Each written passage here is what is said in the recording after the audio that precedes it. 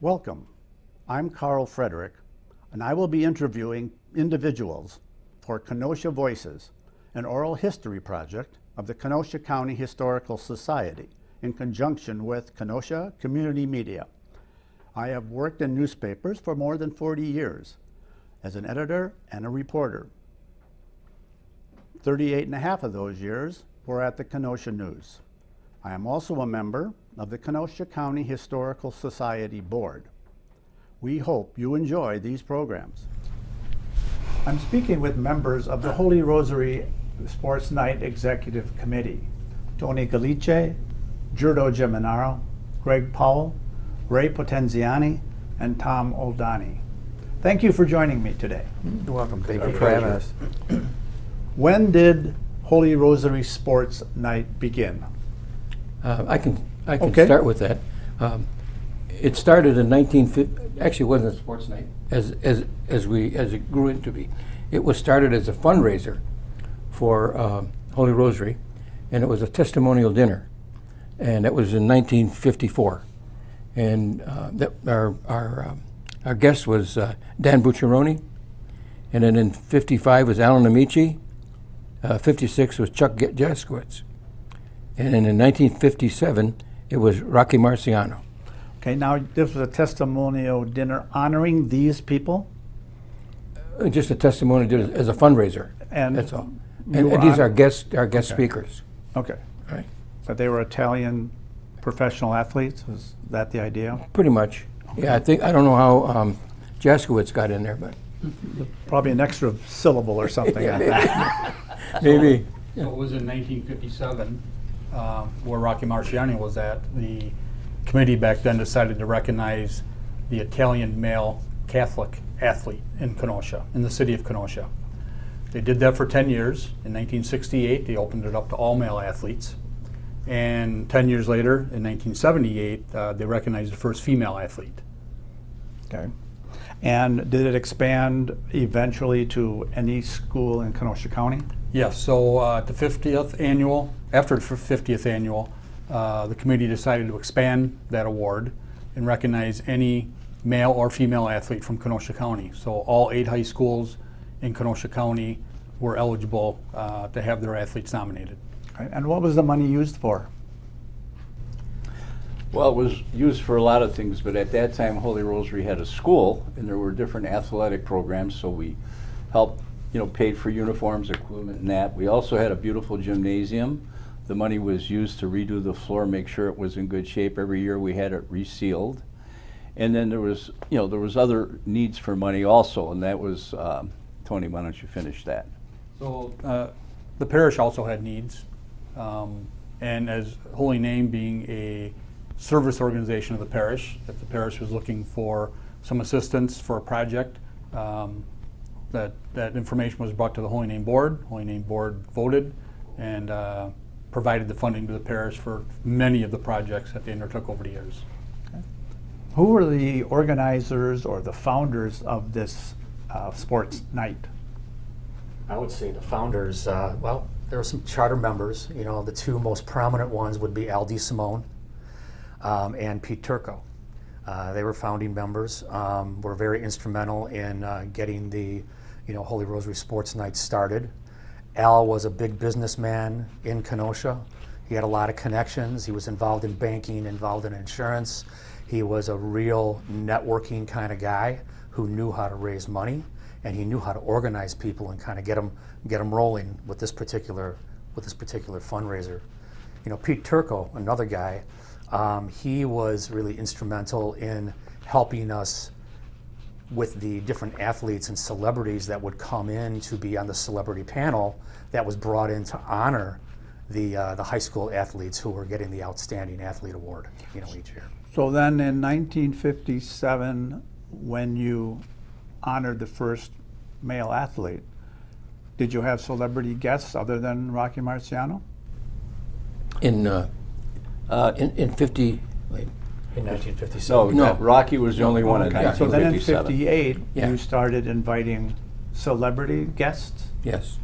Where did you find these guests, and were they professional athletes from different fields of sport? Just or to what? piggyback what Greg was saying, that Al Desmond was also on the Board of Regents for Wisconsin, Madison, Wisconsin. So he helped with the collegiate because he was big on collegiate sports, and then Pete, and then some other people came along and worked with them to get these athletes. A lot of times you could call the team. You had it in with the team, like the Bears or the Packers, a secretary or somebody that you work close with, and you can ask them, who, because our sports night was always in February, so a lot of times the football was over with and seeing who was still going to be around. So that's how they started getting some of the athletes here. Okay, and was there a conscious effort to get a player from here, a player from here, a player from this sport? How did that They work? tried to diversify, get a, well, back then, I don't know if the Brewers were still there. Could have been the Braves. I think we had Hank Aaron at one time. Yep. Bart Starr was there, and we had some notable Bear fans. Yeah, Pete Turco in particular, with his role with the Chicago Daily News, Sports Night or Sports Department, whatever he was doing for them, he had an inroad to these athletes. So when they came to town, people from all over the country, sports, players from all over the country came into Chicago to play the Blackhawks, the White Sox, Cubs, what have you, the Bulls. He'd be, kind of glad-handing, interviewing, whatever, and telling the story about Sports Night. Would you like to come in? Would you be a guest? And so on and so forth. So Pete was a big influencer there, and he convinced a lot of people from across the national sports landscape to come into town. I mean, the Pete Roses of the world, Jim Palmer, people that were not necessarily just Chicago, Milwaukee sports players, sports celebrities, but from around the country. But that was Pete having an in through that outlet, through the Chicago Daily News.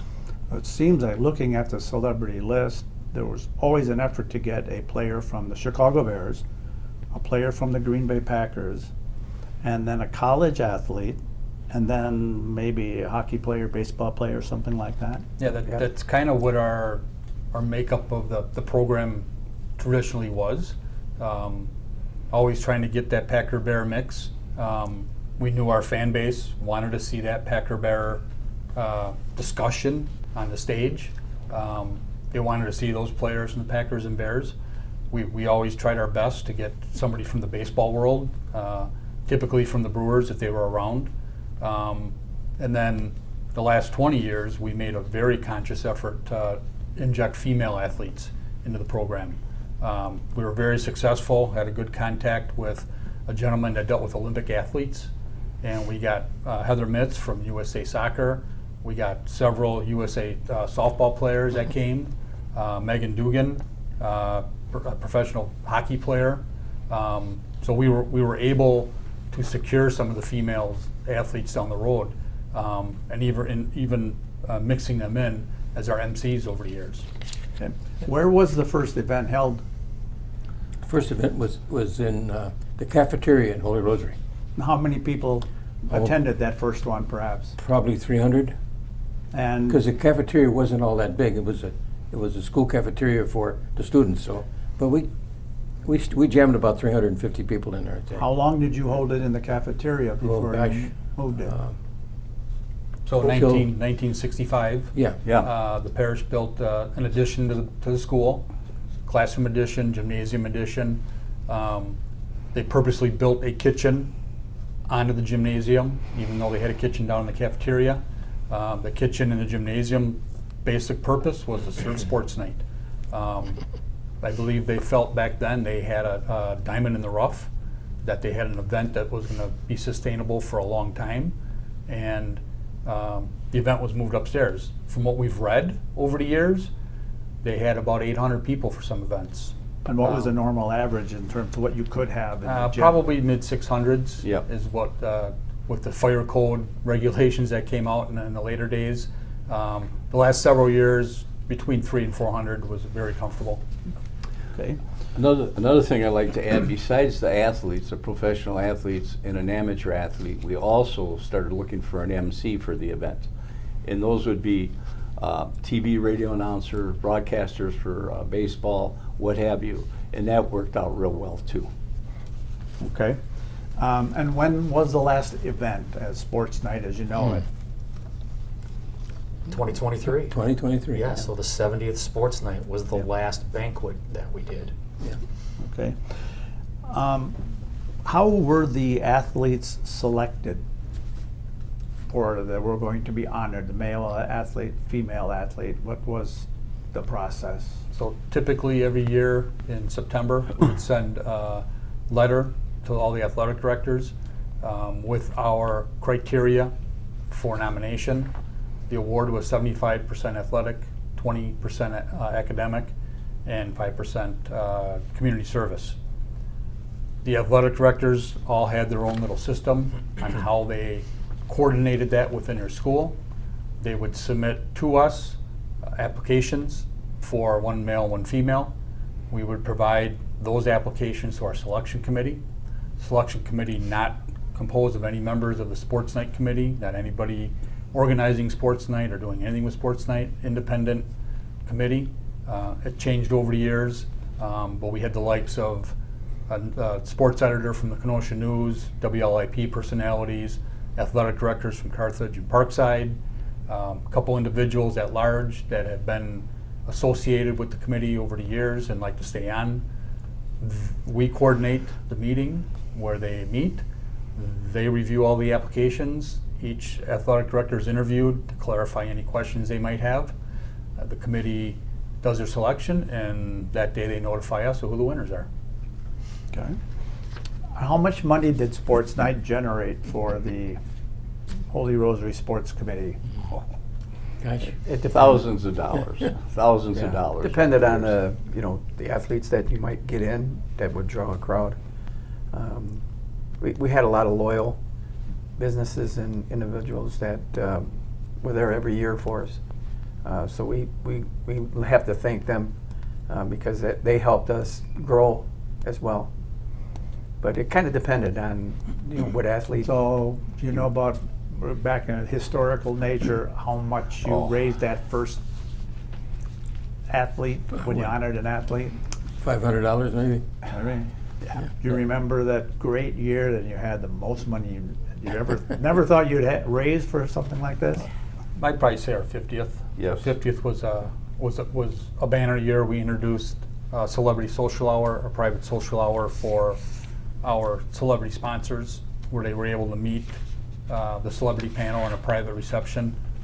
I think that year we probably netted about $25,000.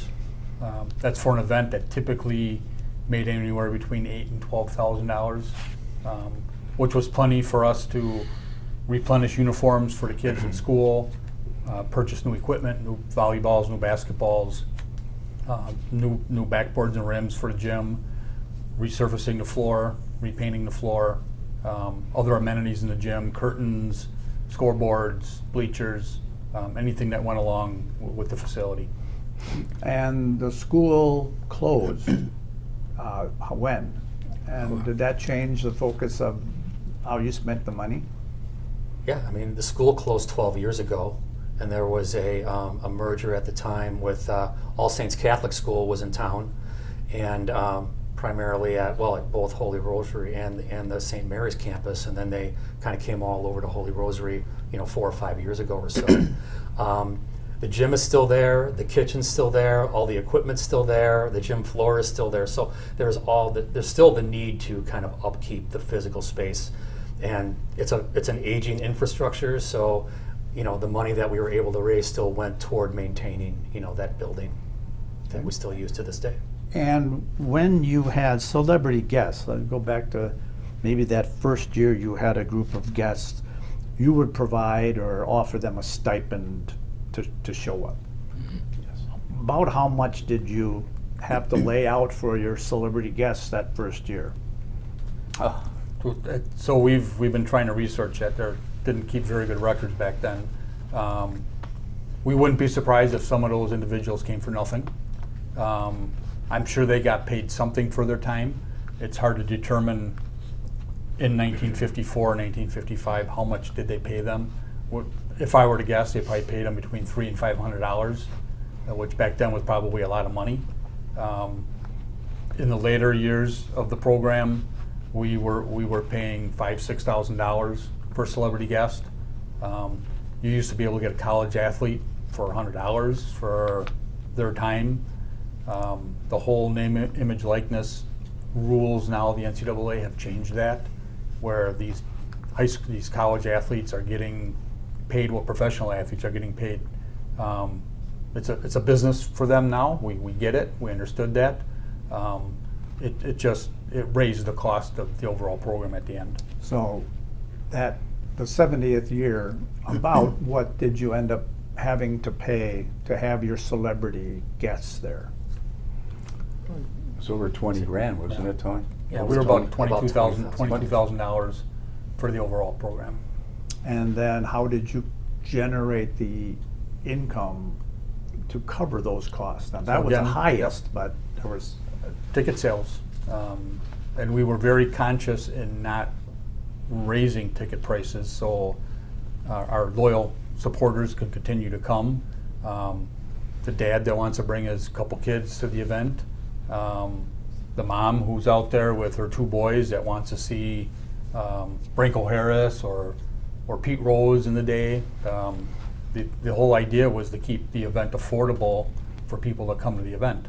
And when you're paying higher and higher costs for athletes to come, something's got to give at the end of the day. And we didn't. And our belief was raising ticket prices was not the answer.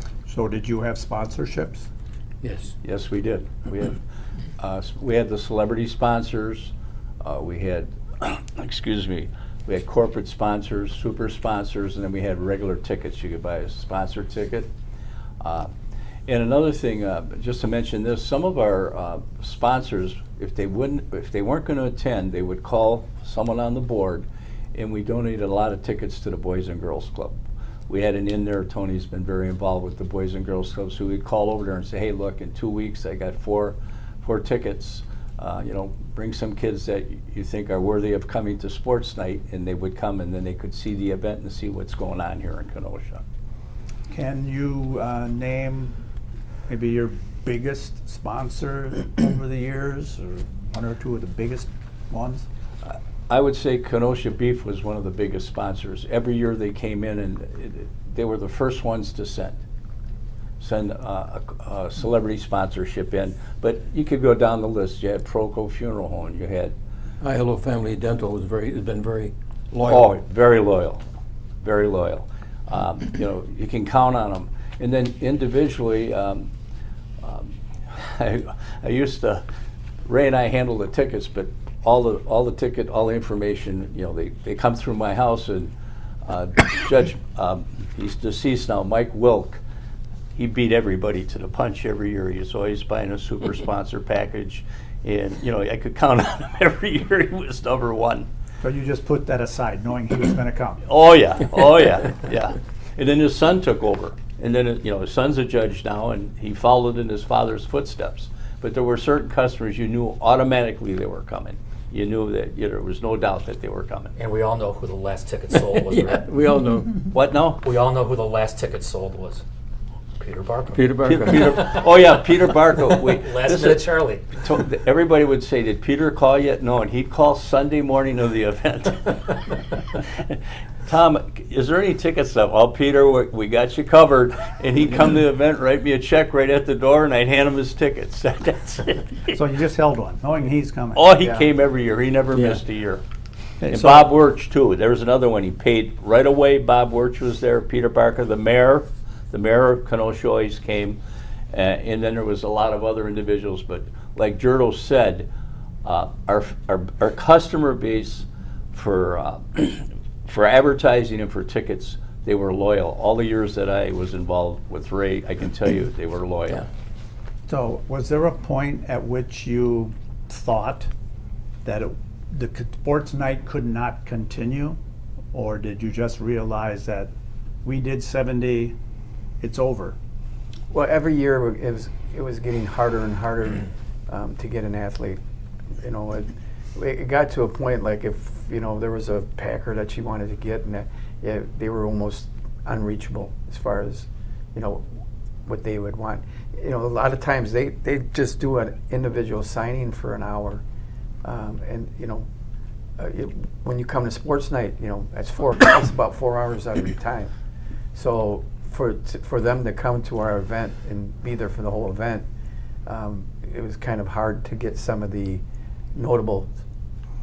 So we ended up getting, maybe not the Kmart player, but we got lucky a few times, and sometimes we didn't, and that just made it harder because budget-wise, spending money for that, and then some, never answered the phone, or never got back to us. So we were always like sweating sometimes in January, wondering, who we were going to have, because we were waiting for somebody to get back to us. The teams became very insulated.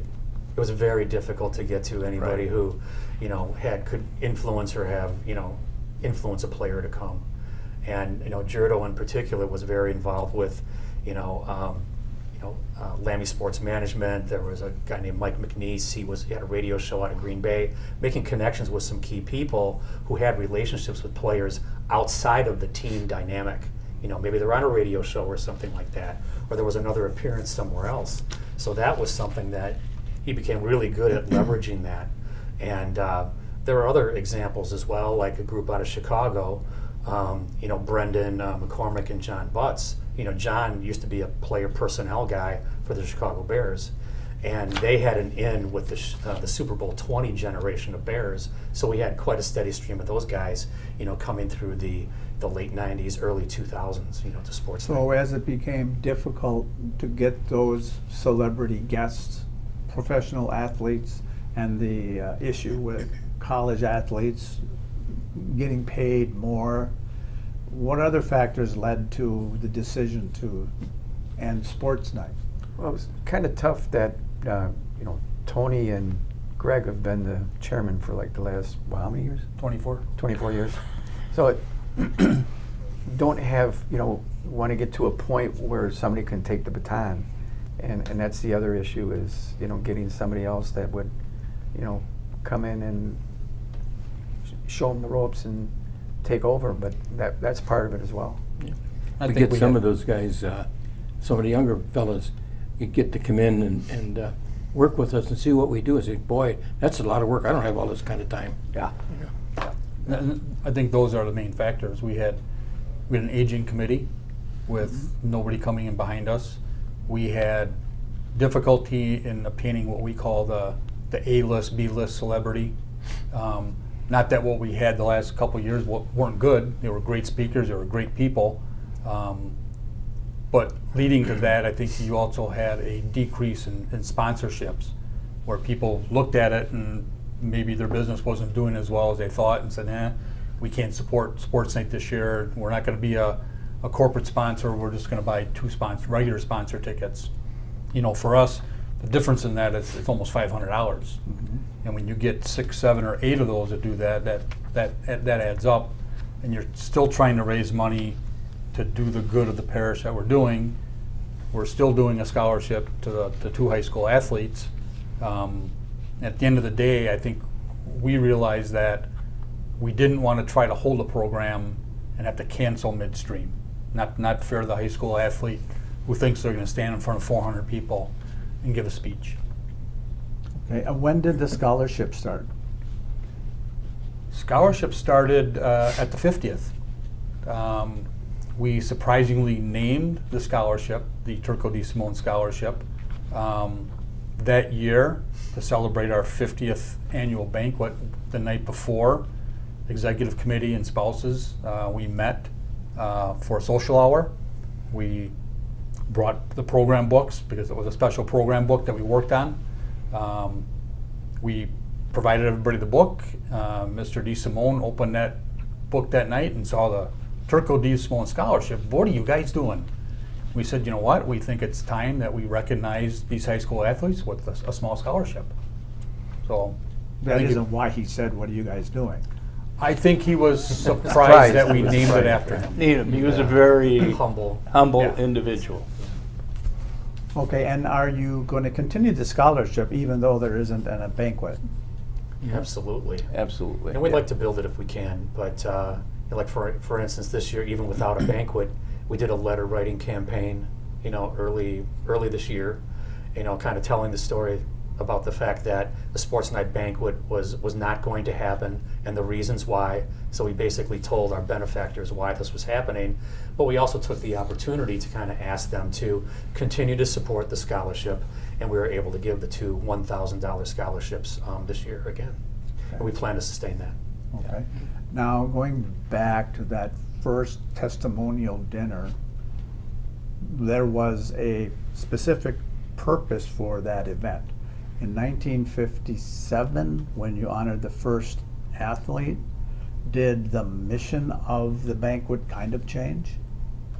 Yeah, I think the committee back then was very sure of themselves that they wanted to do this testimonial dinner to raise funds for the parish. Probably back then there was talks about doing an addition to the school, this whole gymnasium concept.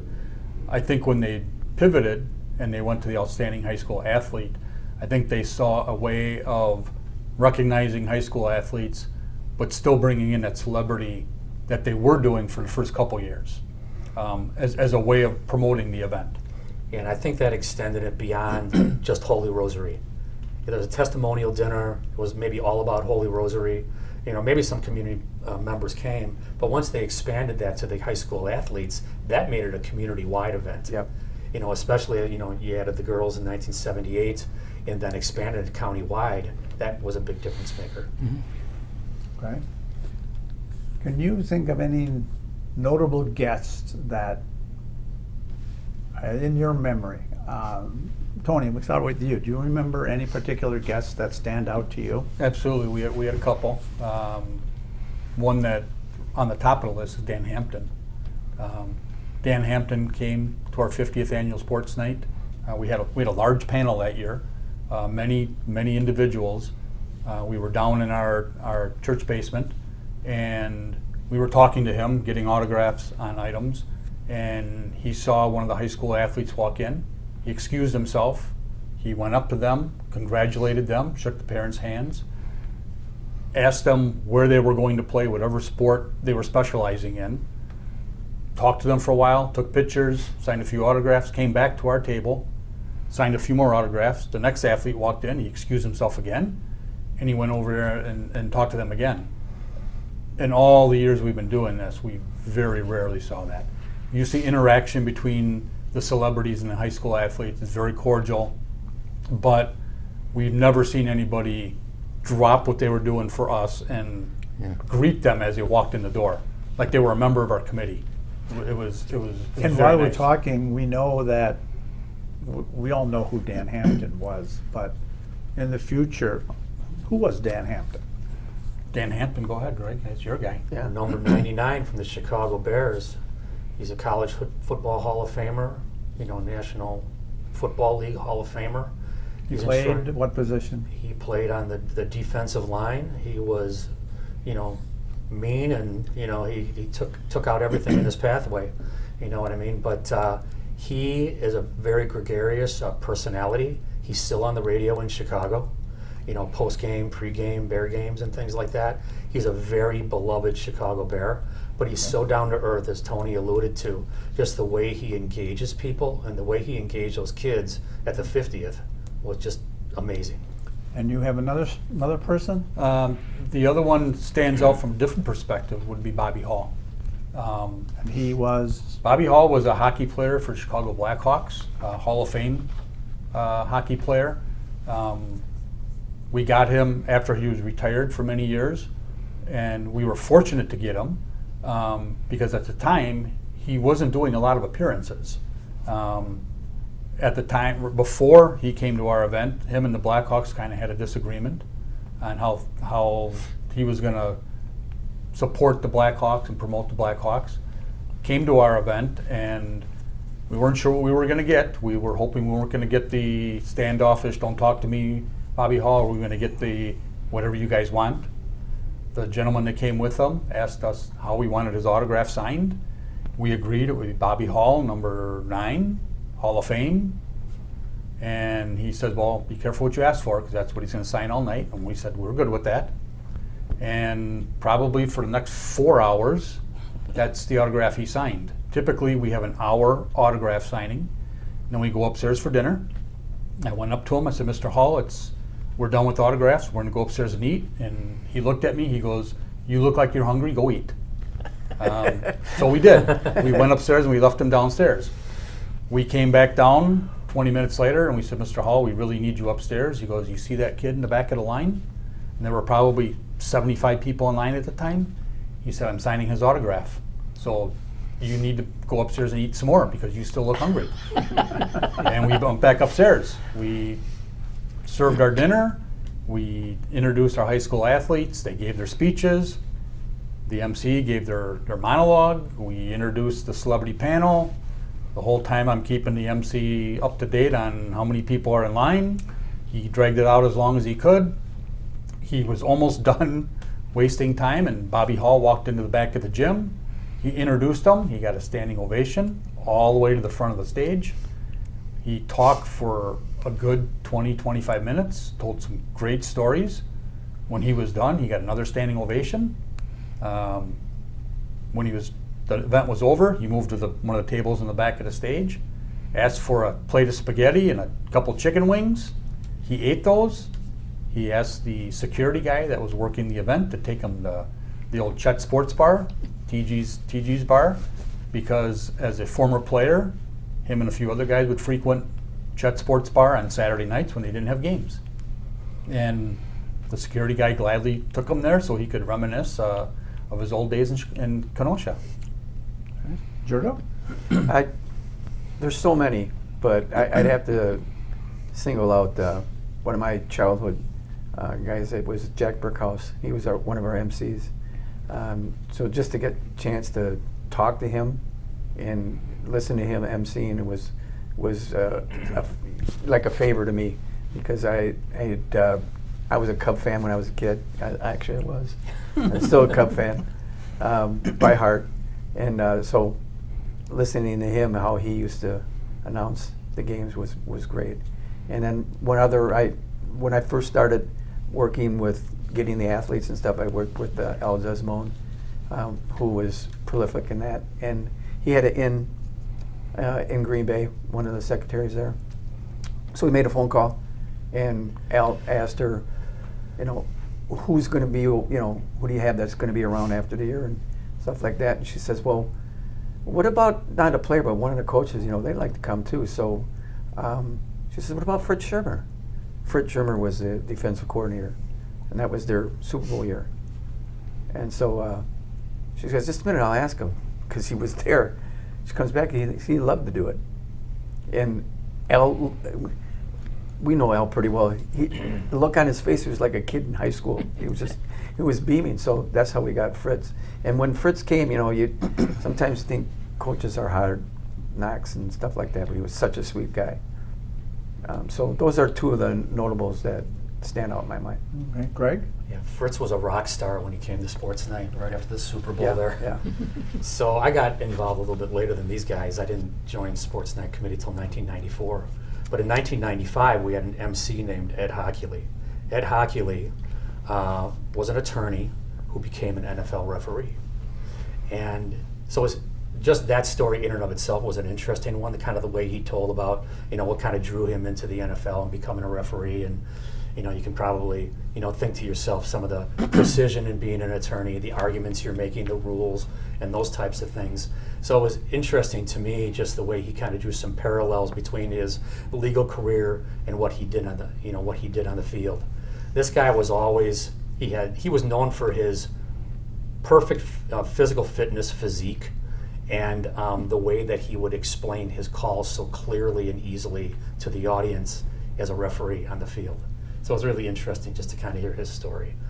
My second guy was another official, but more on the baseball side, Bruce Fremming. Bruce Fremming was a National League umpire who came into the league as an umpire in 1971. He ended up umpiring over 5,000 games. A boatload of World Series, National League championship games, and those types of things. But he was, notable in some of the stories that he told. One in particular was he was behind the plate in 1972 when Milt Pappas was going for his perfect game for the Chicago Cubs. What would have been the 27th out, he called ball 4. Guy walks to first base. Now, Milt Pappas had to settle for a no-hitter that day, but he didn't get his perfect game. You know, and also notable about Bruce is that he was born in Milwaukee. He was behind home plate when Miller Park opened, you know, in 2001, and then he umpired his last game in Milwaukee as well. So kind of a neat story behind Bruce Furman. Ray. Well, I have two that come to mind right off the bat. I was pretty young when I got involved with this. I'm a Packer fan, an avid Packer fan, and I was just afraid of the name of Ray Nitschke. All right, a lot like Dan Hampton, you know, Hampton. But the fellow that I worked for at the event was Paul Ferraro, and he says, "Oh, you got to go talk to Nitschke. He's really a nice guy." So I was working for him at the time with Paul, and so I said, "Okay." So I walked up to him and I introduced myself, you know, and he made a funny comment about my name, but we talked just like a regular person. I was so surprised. I didn't realize that these guys on the field are a lot different in real life than they are in you know, on the game day. So I got, and then he asked me if I wanted an autograph, and I said, "Yeah, but I don't want it in the book because that's everybody gets those." He gave me his business card, and he signed it, and it was folded in half. You know, it was like it was something inside, and I had it for years, and I just it disappeared, and I don't know where it is, and I would love to find it someday, you know. And then the other one, and these guys know the story, but it was Bob Skoronsky.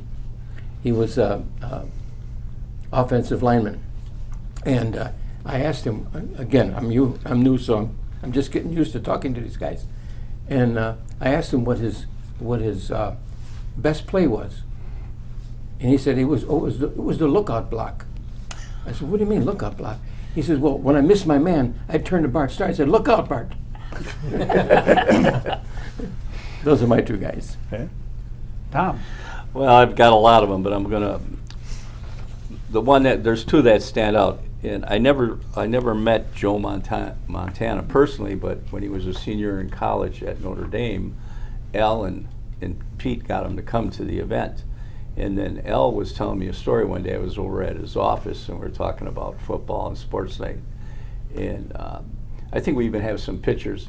He stayed at Al's house on Saturday night. They picked him up at the airport, and he actually washed dishes, the Saturday night dishes and the breakfast dishes, while he was with Al and his wife, and then he came to sports night and talked. And I was thinking back, and you guys can correct me if I'm wrong, but I think did he come off the bench and win the bowl game that Notre Dame was in? He wasn't a starting quarterback, and he got drafted, and the rest is history. He's in the Pro Football Hall of Fame. I don't know how many Super Bowls he won with the 49ers, but it was fantastic. Personally, in 1981, we had Bob Lanier. He was with the Bucks. It was at the tail end of his career, and he came to sports night. And my son at the time, Michael, was a freshman or a sophomore in high school, and him and his friend were working the event, you know, waiting on tables. But prior to the event, they were downstairs at the cocktail hour. We're standing around, and here comes Bob Lanier, and I mean, he was what, 6'11", Tony? Mm-hmm. All at once, he comes walking up, and the two boys, they look down at his feet, and he goes, "Don't say a word," because he had his shoe size. I don't even know what it was. They were big. They used to make fun of him. They said he wore canoes. You know, that's how big his shoe size were. So those are the two I remember. Okay, thank you. Any particular stories that come to mind that maybe somebody told, or just something that happened at an event that you'd like to share? Well, one thing is, one of our athletes, Gilbert Brown, Gilbert Brown's quite a character. He really is. I've met with him a few times, and we always had Kenosha News come in and interview. So one Kenosha News guy asked Gilbert Brown if he can take 10 minutes of his time to interview. He says, "I'll give you 5." and I'll give you 5 more if you don't print what I said. He says, because I just want to make sure you got a good establishment going on around here. So, but I met Ron a few times through one of the guys I worked with to get the players, and he really is a cordial guy. It was just funny the way, you think that, like Tom was saying, where Ray, where he was saying that, you get afraid to talk, but they're down to earth and they're very cordial. Any other stories? Somebody's got to tell the story of the Polish prince. Who's best at it? Because that was an experience. Yeah, we had Rod Luck. He was one of our MCs one year. And he was He was a, excuse me, a sports announcer out of Milwaukee. I can't remember which channel. Channel 12. Channel 12. Channel 12. So he was at the event. We had the cocktail hours down there, signing autographs, this and that. And at that time, the cocktail hour was actual cocktails. We served hard liquor, this and that and the other. But after this event, we went to beer and wine, soda and water only. So it's time to bring everybody upstairs. We close down the cocktail hour, all the people get seated. And then the president of Holy Name will get up there and he'll make an announcement, quiet everybody down, and then he'll get the MC to come up. And then the MC will welcome everybody, and then he's going to announce all the celebrities. And usually the celebrities are housed at the back end of the gym. And at that time, we usually let the 8th grade girls, we'd invite them to the event, and they'd get dressed up and they'd walk up with the celebrities. And then from here, I'm going to give it to Tony. Tony's going to tell you about the Polish prince. So back then, when we had that event, the gym configuration was tables end to end with no aisles in between. We've since had to incorporate aisles for obvious reasons. They introduced Rod Luck, the Polish prince from Channel 12. He thought it was a good idea to stand on the table and walk on the table all the way to the front of the hall so people could see him with his Channel 12 cape on, and proceeded to walk on the table, walk on the stage, use his cape like a Dracula, and the crowd went a little bit nuts. Unfortunately, that night, or depends on how you look at it, our sisters from the school were there, probably 7 or 8 of them. Was that a normal thing that they usually? They always came to the event. Yep. I think that might have been their last event. He told a couple off-color jokes. He apologized. First he said, "Girls, you might want to close your ears," and told a few off-color jokes, which the crowd that was drinking all night thought they were funny. The nuns did not. Unfortunately for Rod, he was at umpire schooling the next morning. Also was covering sports for WISN radio, and was on the phone with no idea what happened in the sports world last night because he was having too much fun at our event, and took the paper from somebody walking down the street while he was on the payphone. Back then they didn't have cell phones, and proceeded to read what happened in the sports world. And before he was done with his report, he gave a shout out to Sports Night and said, "For those of you that have been to Holy Rosary Sports Night in Kenosha, Wisconsin, you need to get there because it was a rockin' time." And unfortunately for Rod, he got fired shortly after that. We have had one of our MCs, our MC for the 50th, Tim Van Vorn. Typically, we would pay those the panel when they were done. This particular case, we had money for him. We gave him his envelope. He took money out of the envelope, put it in his pocket, and gave me the rest back and said, "Give it back to the kids." So we've been fortunate in that regard several times. We did have one athlete and I believe it was Blue Edwards from the Milwaukee Bucks. He was a guard for the Bucks, and noticed our scoreboard clock was a little ancient at the time. It was probably 25 years old. His company had a distributorship for scoreboards. Intech, I believe, was the company they had. And 2 weeks later, we got a new scoreboard delivered to Holy Rosary courtesy of Blue Edwards. Oh, wow. I didn't know that. I didn't know that. That's great. All right. Well, thank you. Would anything, Any of the athletes stand out? Any of the male, female athletes over the years that were special?